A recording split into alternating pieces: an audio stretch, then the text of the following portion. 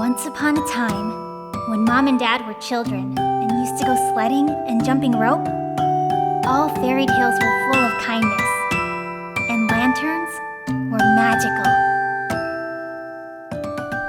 We live in a magical land. Let's see it together, it's grand. Let's start an adventure today. Our lantern will show us the way. Magic Lantern.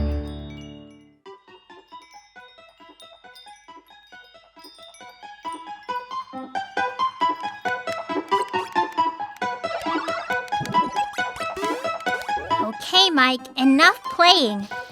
We are going to watch a slideshow. But Kate, hold on, I'm almost done. No, you are done. I'm taking your controller. Then I'm just gonna grow up and be bigger than you. I'll buy myself 100,000 controllers and won't give you any of them. So now you're a meanie? Yeah? That's what you want? Yeah! In that case, fine. Then we'll watch a slideshow about exactly what happens to those who decide to behave like meanies. Switching on the Magic Lantern. Treasure Island, based on a book by Robert Louis Stevenson. One day, Jim and his really good friend Billy were fishing. Just then, they saw a bottle in the water sealed with sealing wax. Kate, what is sealing wax? Well, it's something like modeling clay. They opened up the bottle, and inside, they found a genuine treasure map. Wow! Lucky us! Said the two friends, and they went down to the harbor. It's really important that they don't tell anyone about finding the secret map. Otherwise, they'd have to share the hidden treasure with everyone. That's when they ran into Captain Silver in the harbor, and he agreed to help Jim and Billy search for the hidden treasure. I am the best captain in the whole world, said Silver. And why is he a pig? Pay attention and you'll find out. But Silver turned out to be a pirate. Together with other pirates, he decided to deceive the friends and steal the treasure from them. Do you understand now why Captain Silver looks like a pig? Yeah, because he acts just like a pig. So, they loaded up some food and water onto the ship and headed out to sea. Oh, they're carrying a watermelon. I wish I had some. Just so you could eat it by yourself, right? But once they saw the treasure island on the horizon, they hoisted a black flag on the mast, stole the map away from Jim and Billy, and threw the friends overboard. Wow, they're mean. As soon as Jim and Billy were in the water, they started to drown. All of a sudden, a big fish showed up on the surface. Shark! Yelled the friends. They shouldn't have started this thing with the treasure in the first place. They should have stayed home and played video games peacefully. Don't start that again. But it wasn't actually a shark at all. It was a big, friendly dolphin named Ben Gunn. He put the friends on his back and quickly took them to the island. Hooray! They're saved! Get to the treasure in a hurry, or else the pirates will steal it from you. Thank you, the friend said to the dolphin, and then ran to the cave. There, they found a chest full of golden coins. Phew, it's still there. You can buy so many video games with that. Jim and Billy took the chest and decided to bury it in the sand, right by the sea. I don't get it. Why did they hide the treasure? Are they going to play hide and seek? Soon the pirates arrived. They went ashore from the ship, then went into the cave to get the treasure. Oh no! It can't be! Yelled Captain Silver when he saw that the treasure was already gone from the cave. It serves you right, you meanies. You shouldn't be stealing maps. Right, Kate? Yup. In the meantime, Jim and Billy made their way to the pirate ship with the treasure and sailed away from the shore. I wonder how they will split the treasure. Equal parts for both of them? Watch, don't get distracted. Get them! Commanded the captain, and the pirates jumped into the water and started swimming after the ship. But the big and kind dolphin Ben Gunn blocked their way. Shark! Yelled the pirates and swam back to the shore. Silly pirates, that's a dolphin. Bubblegum, Big Ben, Bam Boom, whatever, a dolphin. Jim and Billy went home on the ship. And once they got there, they bought 100,000 ice creams for everyone in town. That's it, the end. See how kind they are? But you probably wouldn't want to share with anyone, right? Of course I would share. I'm not some kind of pirate, you know. Will you let me play one of your video games then? No, I can't. If you're playing games, who'd show me the slideshows? Okay, Mike, enough with your video games. We are going to watch a slideshow. Not yet, Kate. I'm still working on the same level. I said it's slideshow time. You're always bossing me around. Everybody's bossing me around. When I grow up, I will go live on an island, all alone, without you. So you want to go live on an island? All by yourself, too? Well, in that case, we'll watch a slideshow. How's that? All about someone who's living on an island and is alone, too. Switching on the magic lantern. Little Robinson Crusoe, based on a book by Daniel Defoe. Little Robinson's mom and dad really wanted him to become a baker, but instead he told them, "I want to be a traveler." Me too. I'll run away on a ship. But the ship was caught in a storm. A huge wave washed Robinson overboard and away from the ship. Well, still want to be on a ship? Actually, I'll take a train instead. Just then, an island emerged in the distance. Hooray! I'm saved! Robinson got excited. See? Nothing happened to him. But there was no one on the island. The island was uninhabited. Poor Robinson. He was all alone. He's gotta be the happiest guy in the world. Now he can do anything he wants.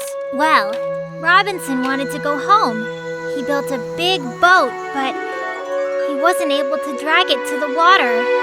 Why wouldn't he want to live on the island? He can play in the sand and swim all the time. How would he cook food? Why does he have to cook it? Just pick macaroni from the tree and eat it. Anyway, Robinson built a house, made some clothes, and even learned how to bake buns. How happy his mother and father would be now. He's the one who should be happy.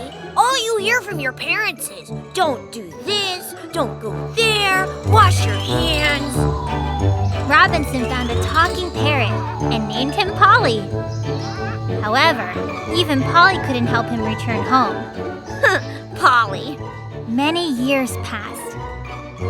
One day, on a beautiful Friday, Robinson was walking along the beach when suddenly he saw some strange footprints in the sand. So his parents found him then, huh? Robinson followed the footprints and soon he saw a native. It was terrible. Evil and hungry crocodiles were going to eat him. So, still want to go to the island? Okay, not so much. Robinson chased all the crocodiles away. The native was saved. Robin named him Friday, because it was Friday. Phew, he got away. Now Robinson had a real friend. Robinson taught Friday how to say good morning, thank you, and you're welcome. And he taught him how to cook buns. That's a really good friend, not like some others. One day, far out in the sea, a ship emerged. Hooray! Hooray! We're saved! Shouted Robinson and Friday. Oh, good things never last. But there were evil pirates on the ship. They went ashore and started hurting animals and birds. Oh, Kate, I'm not gonna go away. I'll behave. So do you really mean that? And Robinson and Friday set all the crocodiles free. And they were really hungry. Ouch! Ouch! Yelled the pirates, and they climbed up the palm tree. Yeah, it serves you right. So, Robinson and Friday went aboard the pirate ship and sailed home. Goodbye, little pirates! Now they'll learn what it's like to suffer. Learn what it's like to cook buns. Robinson and Friday soon made it back home and baked tasty buns for everyone and began telling them all about their adventures. Now I'm hungry too. Kate, will you cook something for me, please? Well, why don't you go pick some macaroni from the tree? No, I can't do it without you. I could have told you that, Robinson.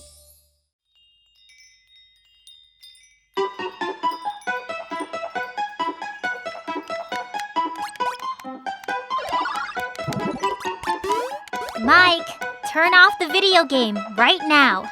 We're going to watch a slideshow. Kate, wait a minute. I'll just finish off these nasty pirates. And there are only 8 of them left. Only 8? You are so brave here, but what if you met real pirates, huh? What would you do? I could beat them even if I only had one hand. I'm not afraid of anyone. I could even beat 100 pirates. Whoa! Even one real pirate is too much for you to handle. So now we're going to watch a slideshow about a boy who you will see is actually really, really brave, switching on the magic lantern. The Little Captain, based on a book by Jules Verne. One day, Captain James, his beautiful wife Kitty, and their little son Dick set out on a voyage on a great big ship. Is that the brave boy? He went on a voyage, but with his mom and dad. That's right, but it was way out into the open sea and on a real ship. The sky was blue, the sun was bright, and the sea was calm. So no big deal, really. But suddenly, Dick saw a sailor in the waves who was holding onto a piece of floating debris from a ship. I bet he's really glad there were no sharks around. No sharks yet. Poor guy probably survived a shipwreck, Decided Captain James, and threw him a life preserver. He was lucky. Keep watching. Now we'll find out who was lucky and who wasn't. The rescued sailor's name was Nigel. He was a cunning and greedy pirate. He decided to take over James's beautiful ship. Oh no! It's too bad there really weren't any sharks. But how to do it? Nigel cooked up a sour soup that made Captain James's stomach upset, and he got a high fever. Who would be the captain now? You see, I'm never again gonna eat soup. Of course, it was Dick who came to the rescue. He fearlessly took over the helm and bravely sailed the ship. I could have done that too, probably. Yeah, probably. But Nigel broke the compass and secretly turned the ship towards a pirate island. Whoa, what a meanie. That's right. They shouldn't have rescued him that day. Land ho! Land ho! Little Captain Dick was happily shouting. They thought they would finally find a doctor to help Captain James. There's no doctor there. Yes, I know this place very well, said the tricky Nigel. There's a doctor who lives near here. Let's go. I'll show you where. No, go back! Don't listen to him! He's lying to you! But Nigel brought sick Captain James, his beautiful wife Kitty, and little Dick into the jungle, where a band of pirates were hiding.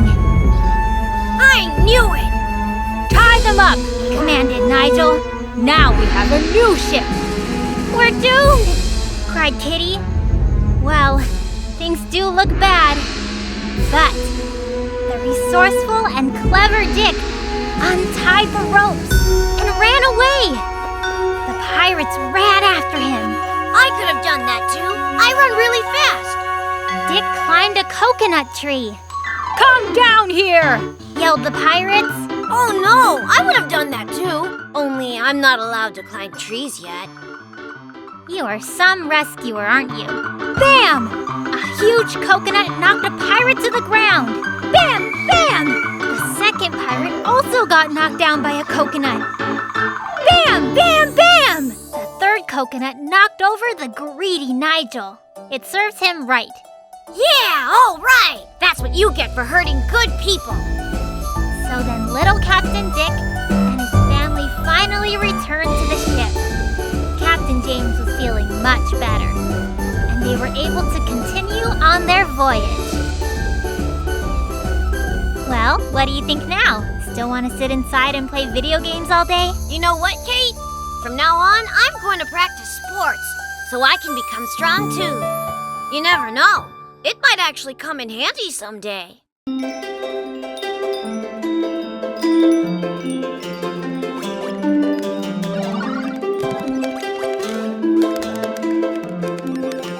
Okay, Mike, turn off the video game. It's time for us to watch a slideshow now. One more minute, Kate. I'm almost done. This slideshow is about kings. Let's play a game. I'll be the king. And since I'm the king, I can do whatever I want to. And no one is allowed to bother me. Keep dreaming, Your Majesty. Your people want to watch a slideshow. Switching on the magic lantern. The Little Prince and the Little Pauper. Based on a book by Mark Twain. One fine day, a little prince was born in the grand royal palace. His parents decided that they would name him Edward. Lucky him. Now he can give orders to everyone else. On that same fine day, a little pauper by the name of Tom was born in a poor area just outside the city. He wasn't as lucky. Everyone was very happy about Edward. They shouted, "Hooray!" threw their hats in the air, and danced for days. See? The people are really happy now. They're happy because the prince is still little and he can't order anybody around yet. But as for Tom, no one was happy about him. His mother and father already had 10 other children, and they had to feed them all and dress them too. You mean that they can't get dressed by themselves? In our kindergarten, we learned how to do that from the start. Tom's life wasn't a happy one. In fact, he was only happy when he was reading books about little princes.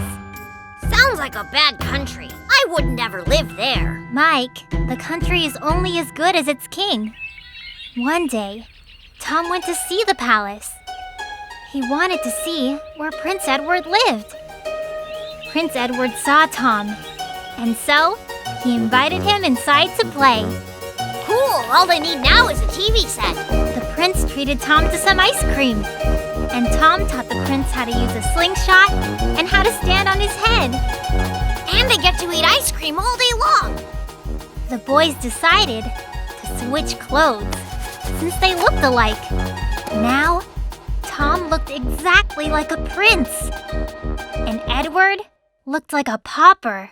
Whoa, which one is which now? At that moment, the servants rushed in, saw the pauper, and kicked him out of the palace. Hold on, you're kicking out the wrong person. "I am not the prince," yelled poor Tom, but no one would listen to him. "He's got brain damage," the servants whispered. And what does brain damage mean? Did he get a boo-boo on his brain? Well, in a way. "I am the prince," yelled Edward, but no one listened to him either. "He's crazy," laughed the people passing by. He is not crazy and he doesn't have brain damage. He's the real prince. Tom had to learn to behave like a prince. He had to use a napkin to wipe his mouth and to wash his ears. Really?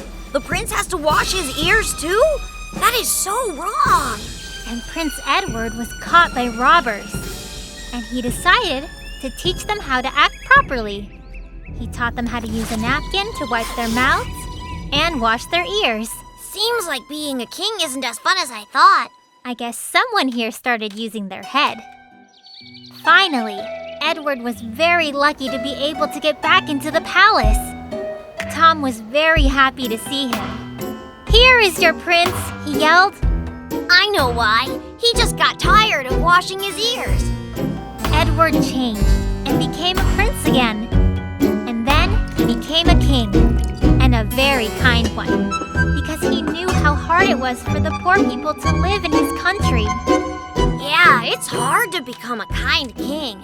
And it's easy to be an evil king. Tom moved into a small house in the royal garden. Little children would come there to eat ice cream and to listen to all the wonderful stories about princes. Okay, I've decided I'm not going to be a prince, even if someone asks me to. And what are you going to be? A pauper? I'll be an ice cream man. He gets to eat ice cream and doesn't have to wash his ears either.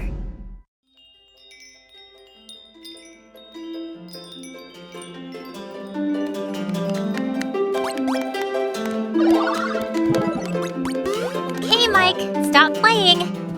Now we are going to see a slideshow. I know when I need to stop. I am not a little kid. Yes, you are a little kid. Give me the controller. When you want me to tidy up the room, I'm a big boy. But when I play video games, I'm a little kid. Okay, then go pick up your toys. So you don't want to. Then give me the controller and let's watch. Switching on the magic lantern. Gulliver in the Country of the Lilliputians, based on a book by Jonathan Swift. Little Gulliver dreamed about traveling, but in order to be able to travel, he had to first grow up. So he would always carry a ruler with him. That way, he could find out how much he's grown every day. Good idea, so no one calls me little. Well, Gulliver finally grew up and went on a trip. The ship got caught in a terrible storm, and Gulliver got washed overboard. What's a storm? Huge waves. You don't know what a storm is? I thought that you said you were big. A huge wave threw Gulliver ashore onto a beach. I'm alive, thought Gulliver happily, and fell asleep. Phew, he was lucky. When Gulliver finally woke up, he couldn't move at all. He saw that his body was tied up with thousands of small ropes. He was stuck. It's probably a gigantic spider. Gulliver looked around and saw a whole bunch of little men, and every one of them was wearing small yellow boots. Wow, they are tiny. The place where Gulliver washed ashore was a very small country. Everything there was small. Even the people that lived there were little people. See, Mike, you would be the biggest little man there in Lilliput. No, I am not a little man, but maybe you are a giant.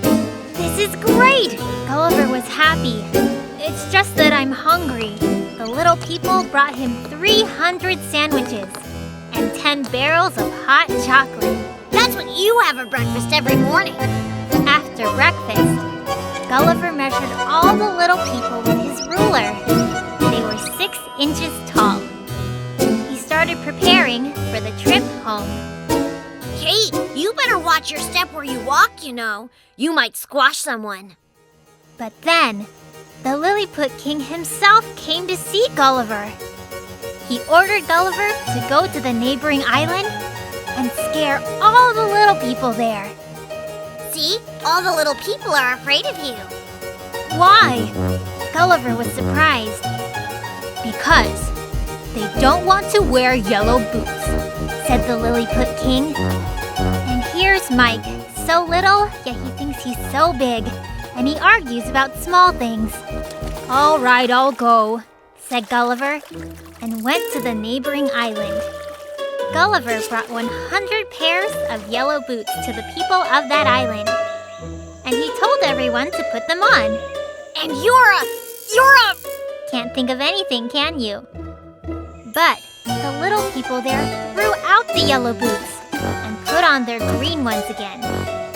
You're a lamppost! What? Apologize now. The king got very angry.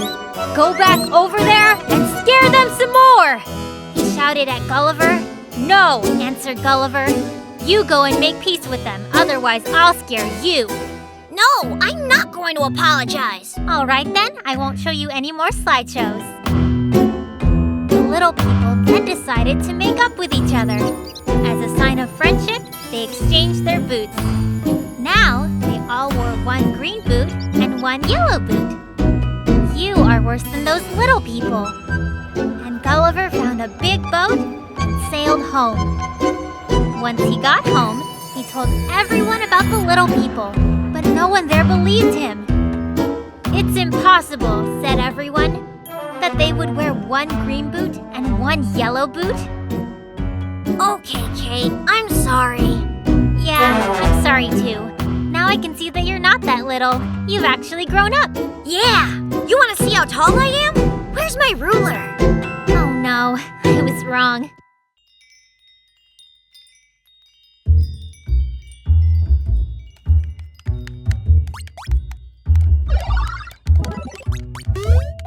Okay, Mike, turn off the video game. We are going to watch a slideshow now. It's not fair! I haven't completed this level yet. I said we are watching a slideshow. Okay. I hope it's like a computer game, you know, with monsters and knights and cool stuff like that. Well, let's see. Oh, this is a story just like that, with knights and monsters, just the way you want it. Switching on the magic lantern. Don Quixote, based on the book by Miguel Cervantes. Little Don Quixote liked reading books about knights more than anything in this world. So much that sometimes he forgot to eat or even to sleep. Oh, just like me. Only I like playing games with knights, not reading books about them. One day, Don Quixote decided, "Now I'm going to become a knight and I will fight evil giants." So he became a knight? But he doesn't have any skills. He made himself a wooden spear, a cardboard sword, and he put a brass pot on his head. He looked just like a real knight. But his armor is weak. Who would want to play with a knight like that? Suddenly, Don Quixote remembered that a real knight needs a sword bearer to carry his sword and his spear. Well, go ahead. Pick a sword bearer. You better pick someone with magic powers from level 3. Just then, his friend, Sancho Panza, who was a baker, was passing by. "Will you come with me to fight giants?" asked Don Quixote. No, he's a baker. He wouldn't know anything about fighting giants. Sancho Panza didn't want to fight giants. He had just baked a lot of tasty rolls. But Don Quixote convinced him. Well, that's it then. The mission will fail. Soon they noticed something huge in the distance. "Hooray! It's the giant! This will be our first heroic deed!" shouted Don Quixote. No, there's no way they can beat that giant. They need to be a lot stronger than that. "Hold on, that's not a giant, it's just an old mill," protested Sancho Panza. I don't understand. Was there a giant or not? "No, it's a giant that turned into an old mill," disagreed Don Quixote, and he charged at it. Oh, he shouldn't have. He is going to lose. Of course he lost, because it was a huge, powerful mill. I mean a giant. See? I told you. He is no knight. But Don Quixote didn't get upset. "I will win next time," he said, feeling the bump on his head. He will be defeated again. This is a strange game. Story. Next, Don Quixote fought with an army of bewitched giants. Of course, Sancho Panza thought it was just a large herd of woolly sheep. No, they've got it all wrong. The knight and the giants don't know what they're doing. That's not how video games work. Another time, there was this tricky giant that turned into a wild lion. Don Quixote wasn't scared at all, but the lion was scared, so it didn't show up for the fight. But of course. Well done, Don Quixote. He's not afraid of anyone. Don Quixote decided to fight all the giants in the world. But Sancho Panza missed his bread so much that he convinced Don Quixote they should return home. Oh, that's too bad. I thought he would defeat someone in the end. Back home, Sancho immediately hid all the books about knights, just in case. Well, I understand why. Because he doesn't want Don Quixote to fight giants anymore. He's a pretty smart guy, if you ask me. And Don Quixote wrote down all of his adventures, and they came out better than the ones he read about in all of his favorite books. Everyone forgot about those books, but we all still remember Don Quixote. Well, it's a cool story. I get it. Don Quixote didn't have the skills, but he was super brave. You know, Mike, you should try writing some stories like this too. You really know how to express yourself. That's a good idea. Just let me complete this level. Once upon a time, when Mom and Dad were children and used to go sledding and jumping rope, all fairy tales were full of kindness, and lanterns were magical. We live in a magical land. Let's see it together, it's grand. Let's start an adventure today. Our lantern will show us the way. Magic Lantern.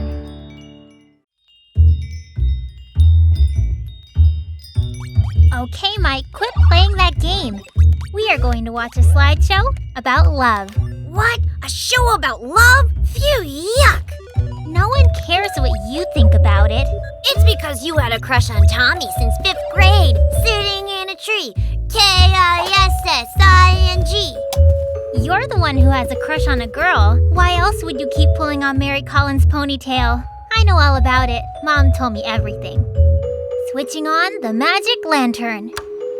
A ship with scarlet sails. Based on a book by Alexander Grin.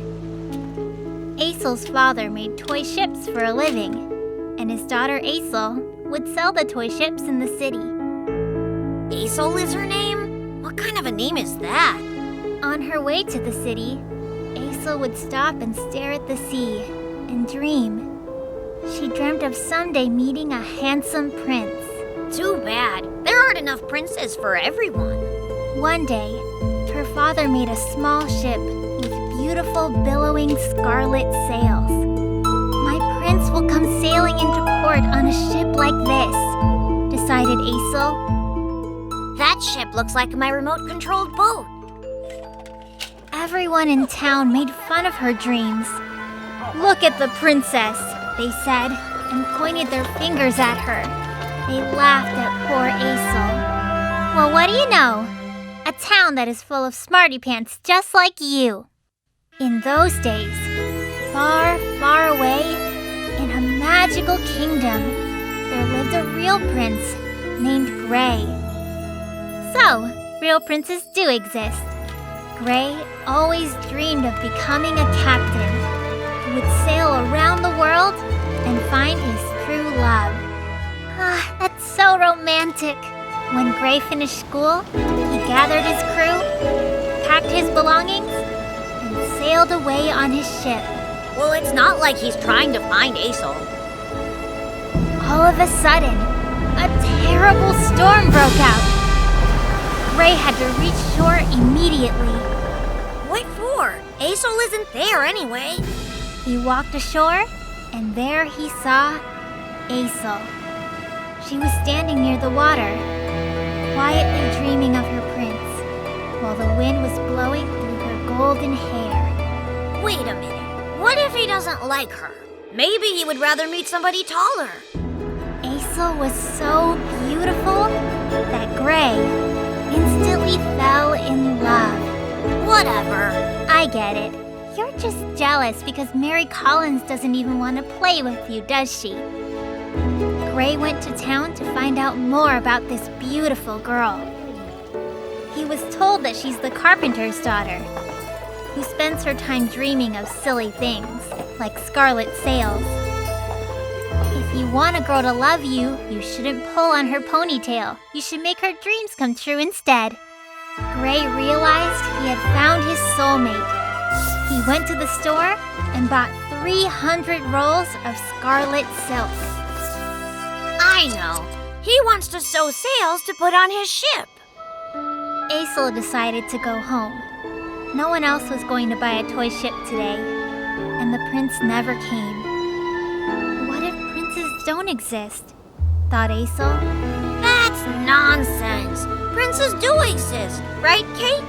The next day, she stared at the sea again, for no reason in particular. This became her habit. Kate, why are you sobbing like that? Don't cry. And suddenly, Aesol saw the ship with the scarlet sails. Aboard the ship was Gray, who waved at her. Aesol approached him. "Oh my!"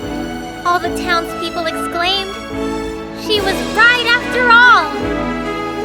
Mike, is something the matter? Are you crying too? Me? No way! I don't cry. I'm not a girl, you know. Aesol and Gray climbed aboard the ship with scarlet sails and sailed away to the magical kingdom. And Aesol's father sent them brand new toy ships each and every week as gifts for his grandchildren. Hey, Kate, do you think Mom will let me give my remote-controlled ship away as a present to someone? But who would you give the ship to anyway? To Mary? Well, if it really is for her, I guess we can convince Mom.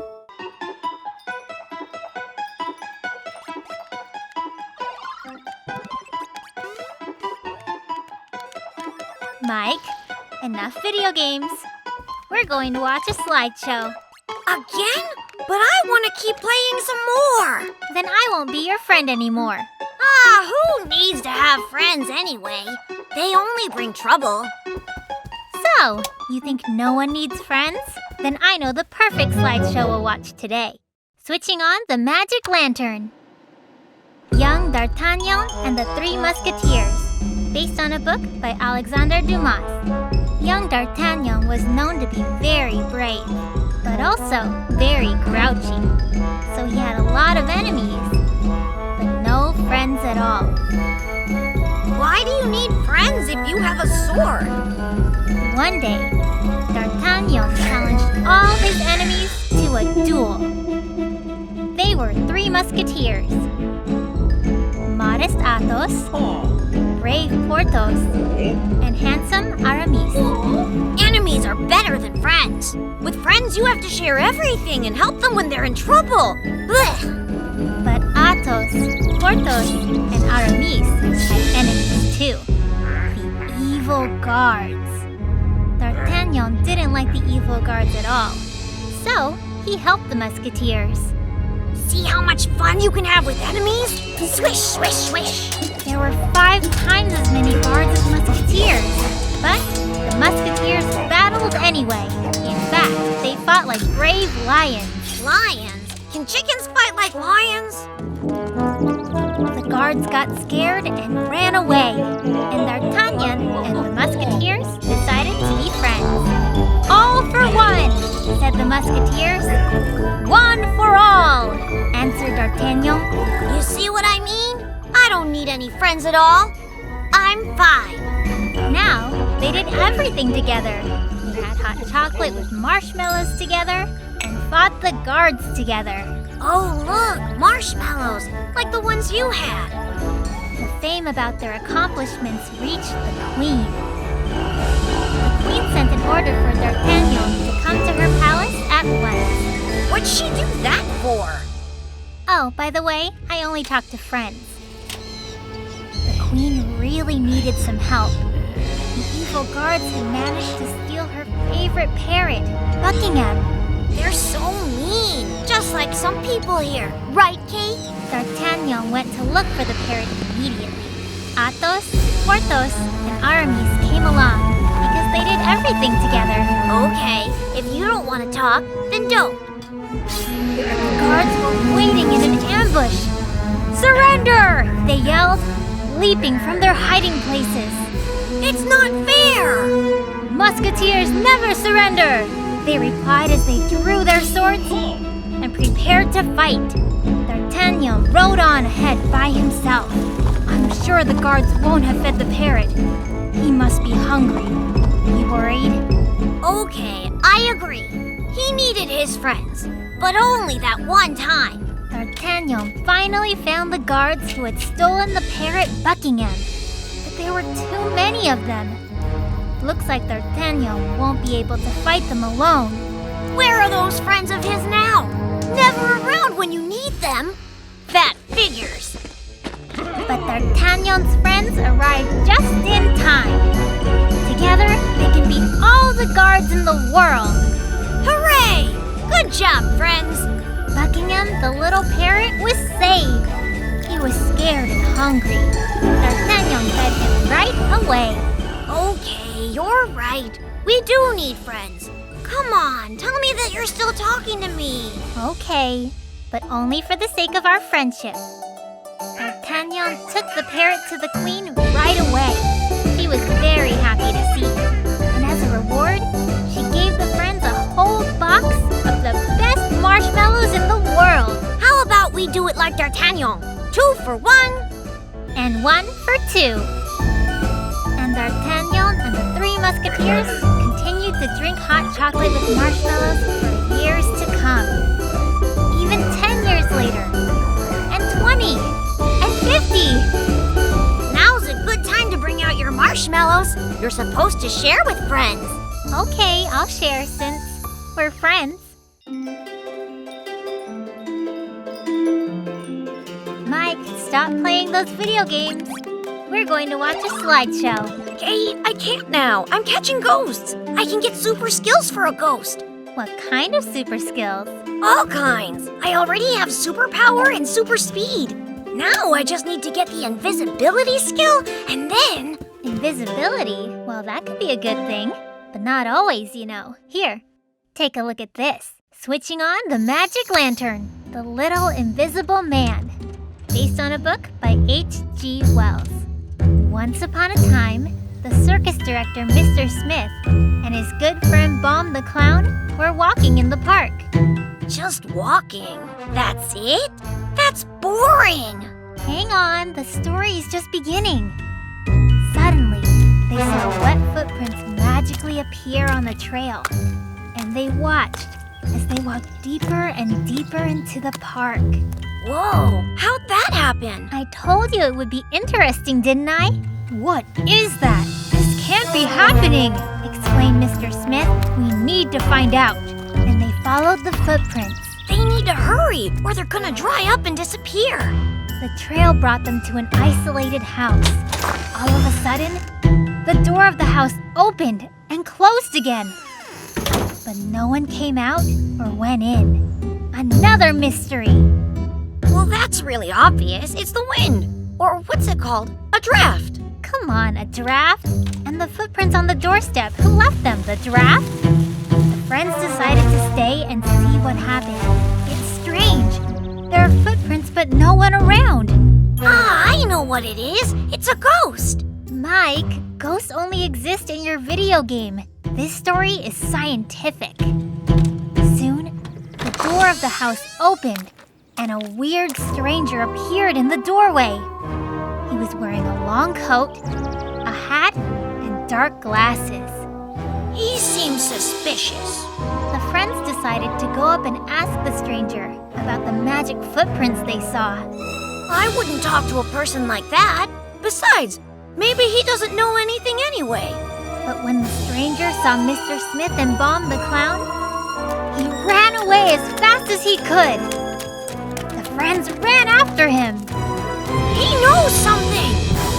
Mr. Smith caught the stranger by one sleeve, and Baum caught him by the other, and ripped! The stranger's coat split in two. He's lucky. Now he has 2 coats. It's more like he has 2 half coats. But look, there was no one under the coat. No one at all. Only the hat and the dark glasses floating in the air. The hat and glasses disappeared into a dark alley. I told you, it was a ghost. Mike, why does a ghost need a coat and a hat? Crash! Bang! Boom! Terrible noise came from the alley.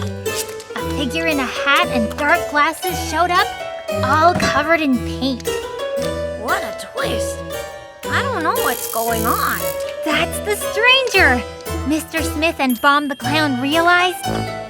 Wait, the stranger is a ghost? I am a poor chemistry professor, sighed the stranger. Long ago, I discovered an invisibility fluid and accidentally poured it over myself. Invisibility fluid? That is so cool! I wish I could have that. Then I would. Then you would what? You'd gobble up a ton of candy because no one could see you? Ever since then, I've been the invisible man. And if I clean off this paint, I'd be invisible again. And lonely. It's so sad. I think I would really like that. You just need one fluid to be invisible and another to be visible. Come join our circus, said Bomb and Mr. Smith. The Invisible Man. Magic tricks and mysterious vanishing. The children would love it. Magic tricks? I love magic tricks. It's the best place for the Invisible Man. Wow, what a great idea. The stranger was so happy. He joined the circus, and from that day on, he, Mr. Smith, and Bomb the Clown became the best of friends. Well, do you still want to be invisible? Sure I do, the invisible Mike. Too bad no one would be able to see you. Well, then maybe I'll just be a magician, Mike the Magnificent. And then everyone will see me. Once upon a time, when Mom and Dad were children and used to go sledding and jumping rope, all fairy tales were full of kindness, and lanterns were magical. We live in a magical land.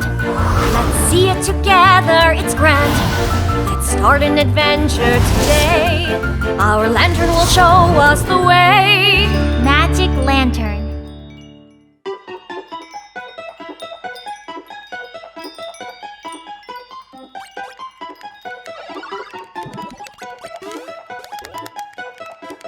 Mike, enough video games. We're going to watch a slideshow. But Kate, I just started. I said you need to turn it off. I didn't finish exploring the map yet. There's just one more blank spot left. So you're an explorer, huh? Then here's a slideshow just for you. It's all about the blank spots on the map. Switching on the Magic Lantern. The Very Lost World. Based on a book by Sir Arthur Conan Doyle. Professor George Challenger often went on long journeys to tropical countries to study butterflies. But there are no more blank spots left on the map. Our kindergarten teacher, Mrs. Yates, told us so. While he was on one of those journeys, Professor Challenger stumbled onto a very lost world. One of the amazing things he spotted was an ancient pterodactyl high above the trees. Pterodactyl? But I thought that they're all extinct. Other scientists didn't believe Professor Challenger. Challenger, you need glasses, They shouted. Pterodactyls are long gone from this world. I told you so. I believe the professor. You're all wrong, Said Challenger. I will prove that I am right. Who's coming with me to the very lost world? I am, Said Edward Chickens. There's no such place as the lost world. That's all a lie. Challenger and Chickens packed lots of supplies into huge backpacks and finally set off on their adventure. There's only gonna be butterflies there. They sailed down rivers, hiked across mountains, climbed into canyons, and finally they reached the very lost world. But there were no pterodactyls to be found. I knew it. They were so upset they lost their appetite and went to bed without dinner. Were the other scientists right? All the pterodactyls went extinct? Chickens was really worried. Of course they went extinct. I want a new story. This one's boring. But early in the morning, they heard a great flapping of wings and gritting of teeth. hooray! A pterodactyl! Really? Run before it eats you! Yelled Challenger, and he ran away. Chickens ran after him. It's not only very lost, but also a very dangerous world. Too bad no one is going to believe us, Yelled Chickens as he ran.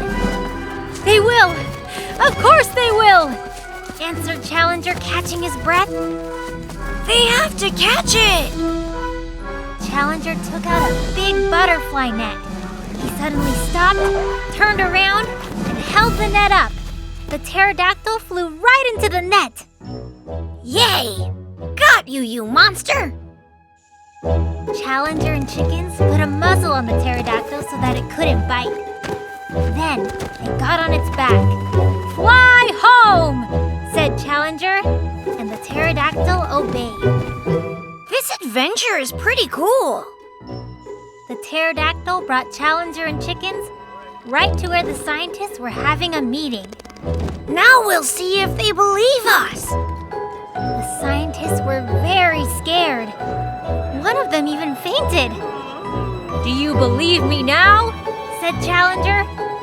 Yes, we believe you. Now please, just get it out of here. They begged. That'll teach you.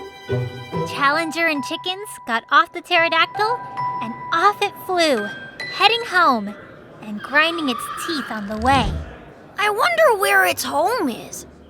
Where is that very lost world? Professor Challenger went back to studying butterflies, and Edward Chickens decided that he was going to write a book in which he described his interesting adventures in the very lost world.